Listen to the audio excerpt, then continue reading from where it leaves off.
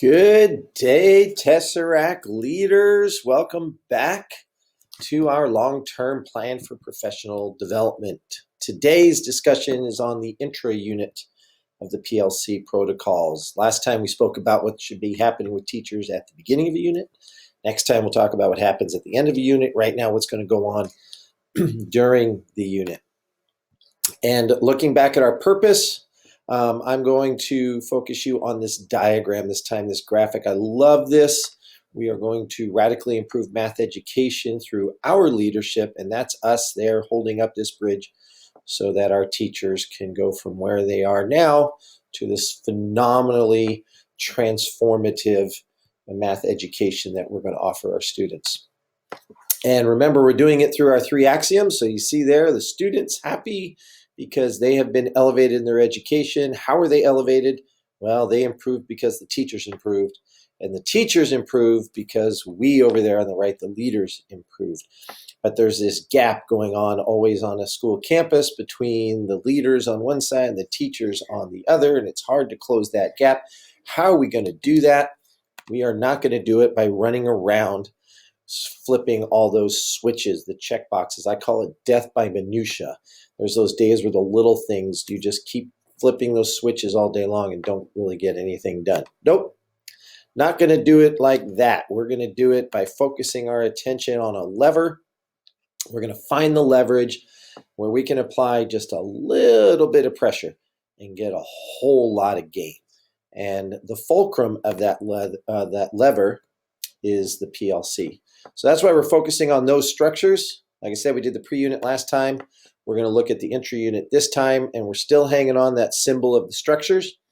And I'm going back to Rick DeForest's statement about how we are going to move people's behavior, and by doing so, eventually their beliefs, their paradigm will follow suit. The belief here is, the faith here is that if we get teachers to do some of the things that they may be skeptical about, like team interventions, that if they were to do those things and then they see the improvement, then we change their mindset about doing those protocols.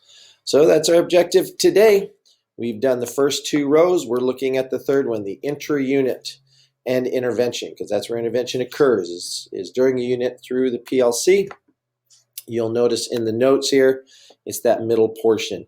The intra-unit is intervention and also task implementation. So I'm going to break those 2 things down. That's the purpose of this video here, is kind of tell you what we're going to be focusing on, and then we're going to lay that out over the 6 years. I'm changing the focus on our PLC definition this time. Last time we were talking about the ongoing process. Now we're going to move down to that next statement, and you'll see in red, the middle of the unit is adult action. Teachers doing something to increase the learning of students. You also notice we're looking at the how. Before it was the why. Why are we going to do these things? That's at the front end of the unit. And now how are we going to get that done? So let's look at it. Here they are, the intervention pieces that you're going to put in place for your 6-year plan. Intervention infrastructure. So the number one piece for an intervention infrastructure is time. And we have that, fortunately, here in our district. We have late starts and we have release days. And so we have that there. But what about some of the other things that we've run into? The placement of the intervention period during the day.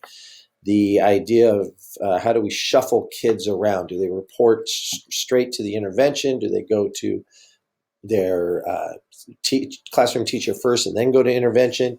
Are those hall passes going to be written by teachers or by the intervention specialist? All that kind of stuff that goes into a smoothly running intervention program. We need to be thinking about what those are and how we're going to lay those out. Questions 3 and 4 deal with intervention. 1 and 2, and I should have mentioned that last time, we needed to put those in our plan for the pre-meeting protocols. That's when teachers look at a unit and say, okay, what is it we really want the kids to know, and how are we going to know if they know it? Now comes number 3 and 4. What are we going to do if they don't know it? What are we going to do if they do know it? So you can answer both those, or I should say have teachers answer both those in the same year. In fact, you can roll it out next year. You can say, hey, we're going to stress all 4 questions. We're going to train the teachers on it next year. Or maybe next year is numbers 1 and 2, and question 3 comes the following year, and question 4 a year or 2 after. It's entirely up to you. We know these need to be the questions in there, but we also know it's going to take time to get teachers well-versed and habitual on these questions. So I have my opinions on where these things go, but I don't know where you think, and there's no research to say that we should train them all in the first year that I've seen or spread that out. So I'm curious where you think we should be introducing these. And then there's the tier 1 and tier 2 interventions. I'm going to push really hard on the math side of things. This is different than the other content areas, that the intervention should be placed on the prerequisite skills. Not in the middle of a unit, let's run a formative assessment and let's figure out what the kids don't know and teach it to them a second time before they get to the test. Nor do we want to be doing the intervention where we've given the CIA our interim assessment and now we find out which kids miss which questions and put them in intervention, tell them what they should have bubbled instead, give it to them before they forget, raise the grade, but we haven't really done much with the learning.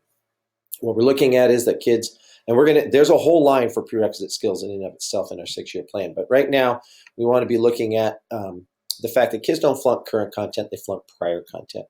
So when we run an intervention, we want to be looking at getting kids caught up to the current skills. What we're finding with the pilots that we're running on the digital acceleration that I'll talk about in a minute is, for example, in Dr. Malone's intervention class at Chaparral High School, math coach there, he was using Moby Max and found out that most of the 9th graders that were in Algebra 1 that were placed in his intervention class were diagnosed testing out in a 3rd grade math level. So they weren't flunking algebra. They were failing the algebra class because they were still flunking 3rd grade math. So what are we going to do to get those kids caught up? Tier 1, of course, in the classroom, what I do as a teacher with my kids, and then the tier 2 is team intervention. What do we do with our kids?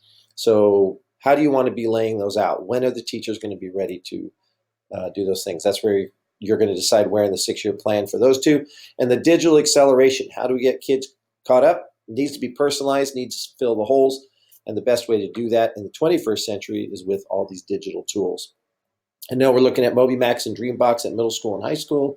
I know we're looking at things like Imagine Learning and ST Math at the elementary school.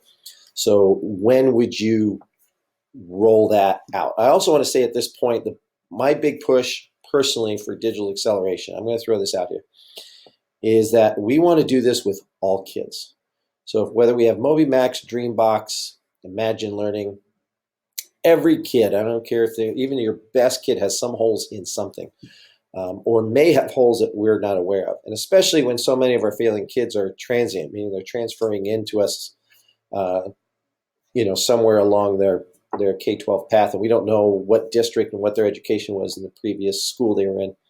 So we should have every kid as part of their normal homework process to be involved in some kind of digital learning experience that would diagnose where they are. And as we go through the year, they would be taken care of. And then the kids that have extreme issues, we can then put into some kind of intervention program. My personal thought on that, so the reason I share that is, if that's going to be your route at your school, then the digital acceleration is not just something you drop in at intervention. If it's going to be placed in the tier 1 portion of your program, then you want to consider where that's going to be laid out in your 6-year plan. And then, of course, what else? It's not just me. We're a team effort here, and I haven't thought of everything. I'm just sharing what my experiences have been and what I've seen. So what else would you want to put on that plan? Now, those are the things that you're going to put in the plan regarding intervention. And then there's the entry unit regarding the tasks. This one's a little simpler. You're going to see this 1, 2, and 3 task implementation. Almost all the models I've seen where they're pushing teachers to do more task-oriented work seem to be pushing towards a 3-task model. In other words, teachers within a unit are going to do 3 tasks. So it's not a task every single day. Teachers need to understand that. It's not putting kids in groups and tasks every day. But they want to see 3 tasks over the course of an entire unit. Well, we're not going to do 3 tasks next year. What we're asking is, the first time we do this, we're going to ask teachers as a team to come up with a common task that they all agree to, and they're going to do just 1 per unit.